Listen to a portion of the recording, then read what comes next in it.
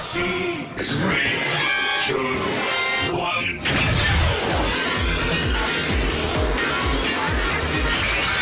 What is up, YouTube? This is Nanashi, back with another Yu-Gi-Oh! Deck profile video. This time I'll be showing you the changes and updates to my Reptile deck.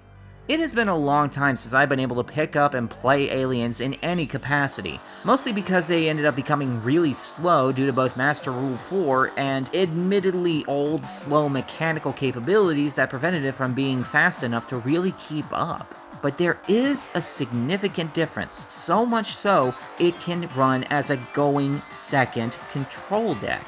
And you'll see what I mean when we take a closer look.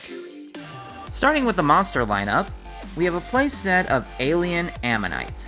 When normal summoned, I can special summon any level 4 or lower alien monster from the graveyard, but it self-destructs during the end phase of the turn. A pair of Reptilianne Lamia. Now bear in mind I can only use one of these two effects per turn, but if it's in my hand and I control a reptile monster, I can special summon it by targeting an opponent's monster, turning its attack to 0, and taking damage equal to the attack points that monster just lost. Or, if I happen to use it as synchro material, I can turn two opponent's monsters' attack points to 0. A playset of Alien Dog. When you normal summon an alien monster, you can special summon him from the hand, and if he is summoned by his own effect, you can place 2 A counters among monsters your opponent controls. 1 Alien Hypno. It's a Gemini monster, which means that on the field or in the graveyard ordinarily, it's treated as a normal monster. But you can Gemini summon it to give it its effect of targeting an opponent's monster that has an A counter and taking control of it, but during the end phase, you remove 1 A counter, and if that monster runs out of A counters, it self-destructs. But bear in mind, this monster's effect is not once per turn. A playset of Alien Kid. While face up, any monster the opponent special summons gains an A counter, and it also has what's referred to as the reduction effect, where any monster who battles an alien while it has an A counter loses 300 attack and defense points for every A counter it has. Bear in mind, that is per alien monster with that effect. It does stack. A playset of Alien Shock Trooper. It's just a normal monster that I use to accelerate some of my spam combos, but being a normal monster does have its immediate benefits as well. 1 Alien Telepath. Once per turn I can remove an A counter from an opponent's monster to destroy a spell or trap card on either side of the field, and he also has the reduction effect. And finally, a pair of Alien Overlord. Now, I can only control one at a time, but I can special summon him from my hand if I wanted to by removing 2 A counters from anywhere on the field. Also, once per turn, I can place an A counter on every monster my opponent controls, and he does have the reduction effect. Next, we move into the spell cards. First off, we have a playset of A-Cell Recombination Device, a quick play spell that targets any monster on the field, sending an alien from the deck to the graveyard, and placing A counters on that target equal to the level of the monster I sent to the graveyard. Also, on a different turn than the one that it went to the graveyard, I can banish this spell to add any alien monster from my deck to my hand.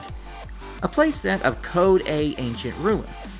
Once per turn, I can remove 2 A counters off of anywhere on the field to special summon any alien monster from my graveyard. And, if an alien monster or monsters that I control is destroyed, I can place 1 A counter on this card.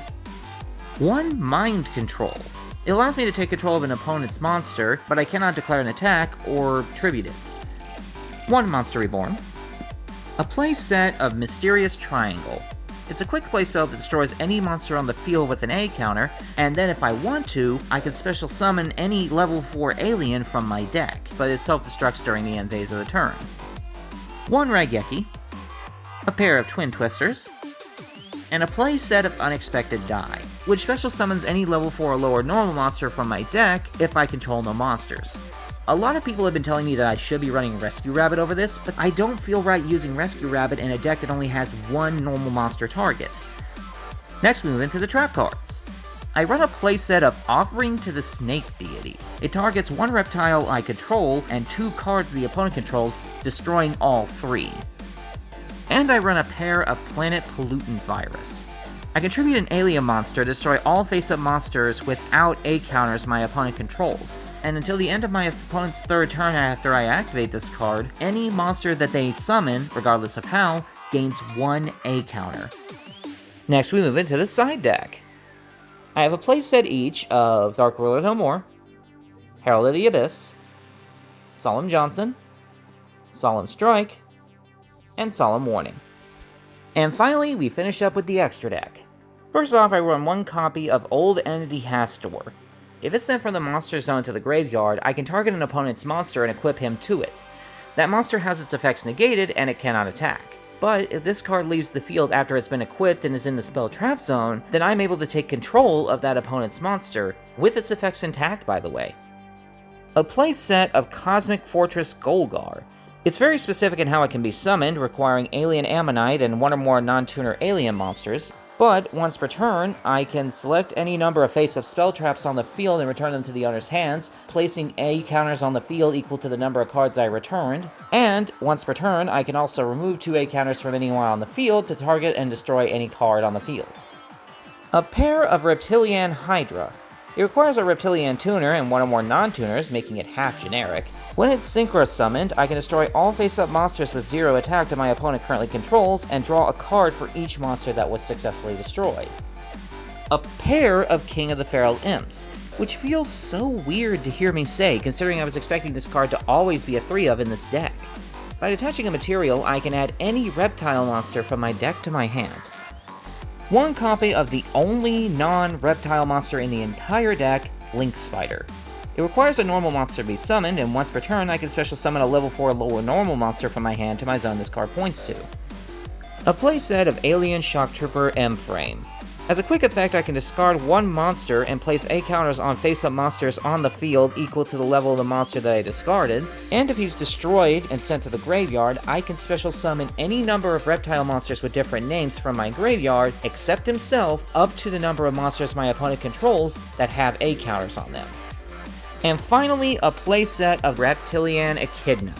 It requires 2 monsters, including 1 reptile, which means it's half generic. When it's Link summoned, I'm able to turn one opponent's monster's attack to 0, and once per turn, I'm able to add any number of reptiles from my deck to my hand, up to the number of monsters my opponent controls with 0 attack. And that is the deck. The alien archetype as it stands right now is still just a little bit under-supported, but in the meantime, the Reptilian engine, if you can even call it that, has given this deck some incredible utility and fluidity. They feel right at home in this deck. So thanks to the new text and the oddball structuring of the deck, it has definitely gained a major buff from all of this bizarre generic reptile support, and I am extremely happy with its performance as of now. I thank you guys for watching the deck profile video, and if you can think of any ways that I can improve this almost all reptile deck, feel free to let me know. In the meantime, this has been Nanashi, signing out.